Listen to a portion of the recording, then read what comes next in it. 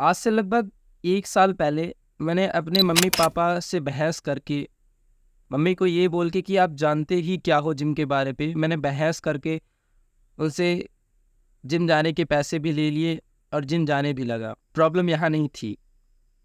मैं क्रिकेट खेला करता था, बट जब मैं जिम जाने लगा तो मैं क्रिकेट खेलने नहीं जाया करता था। बट जिम तो केवल 6 दिन मेरा खुला हुआ करता था। इन संडे को जिम बंद हुआ करता था। तो मैं संडे को क्रिकेट खेलने जाया करता था। वहाँ जो लोग आया हुआ करते थे, मुझे ऐसे दिखते थे कि ये क्या चूतिया जिम गया है। और एक फन फैक्ट पता है तुम सबको, ये चीज़ भी वो अंकल बोला करते थे जिनके खुद के इतने इतने पेट निकला करते थे।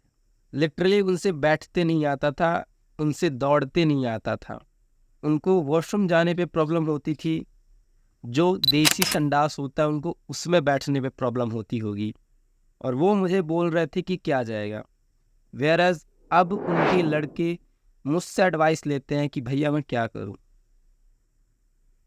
भैया मुझे यहाँ पे प्रॉब्लम है, मुझे यहाँ पे क्या करना चाहिए, कोई सोल्यूशन बता दो।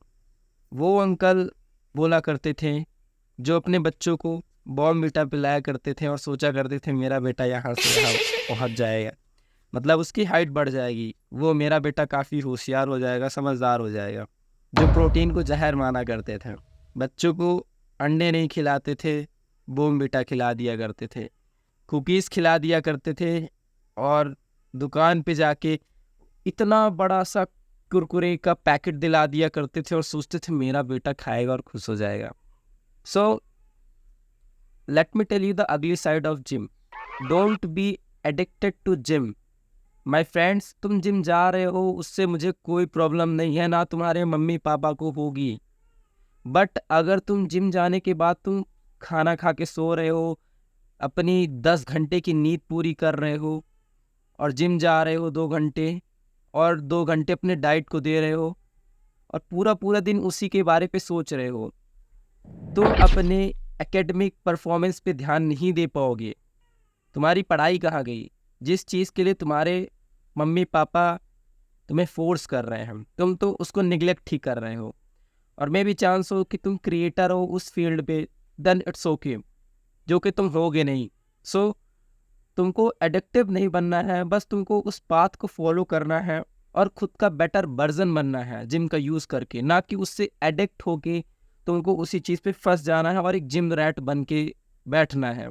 और अगर तुम एक मिडिल क्लास वाले हो तो तुम जिम रैट बनने की तो सोचना ही नहीं भाई। तुम्हारे माँ बाप के बहुत बड़े सपने हैं, उसको पहले पूरा करना है। मैंने रिसेंटली एक वीडियो देखी जिसपे एक 7 टाइम्स मिस्टर गुजरात रह चुका इंसान केले बेचते हुए स्पॉट करा गया स्ट्रीट साइड पे। इससे तुम समझ सकते हो कि अगर तुम जिनसे ज़्यादा एडिक्ट हो जाओगे तो तुम्हारा क्या होने वाला है आगे का हालत। तुम्हारा घर तो चलने नहीं वाला है, साथ में जिससे तुम शादी करोगे तुम्हारे बीवी बच्चे, उनका भी फ्यूचर और प्रेजेंट तुम उनका खराब कर रहे हो। बिकॉज यू आर मैन, तुम्हें अपनी और अपने बच्चे अपनी बीवी की जिम्मेदारी लेनी पड़ेगी इन फ्यूचर। बट अगर तुम एक जिम रैट बन के रह जाओगे तो तुम अपनी जिम्मेदारियों को पूरा नहीं कर पाओगे। तुम बीवी बच्चों की क्या जिम्मेदारी पूरी करोगे? तुम्हारे घर में भी फाइनेंशियल क्राइसिस है और तुम जिम जाके बॉडी बनाने की सोच रहे हो, तो सबसे पहले तुम मेरी बात सुनो, जाओ और मेहनत करो, पैसे कमाओ। इसके बाद तुम ये वीडियो देखना, तुम जिम जाना, अच्छे अच्छे कपड़े पहनना और आके बोलना कि अच्छा है मैं कर चुका, ये मेरे पास पैसे हैं, मुझे जिम जाना है। दोनों साथ पे जाएंगे।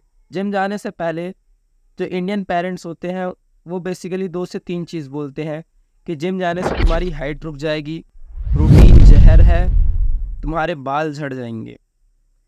तीनों चीज़ का सलूशन बताता हूँ, ज़्यादा टाइम नहीं लूँगा तुम सबका।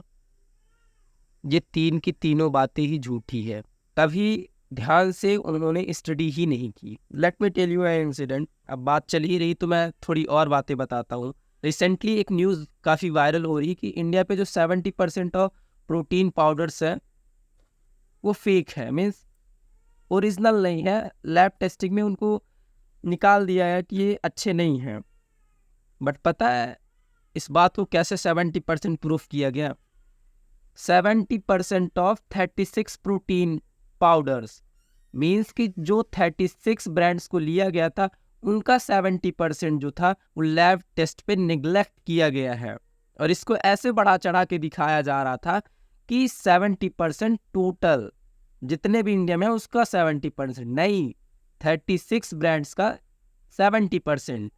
होप तुमने बहुत कुछ सीखा होगा इस वीडियो से। स्टे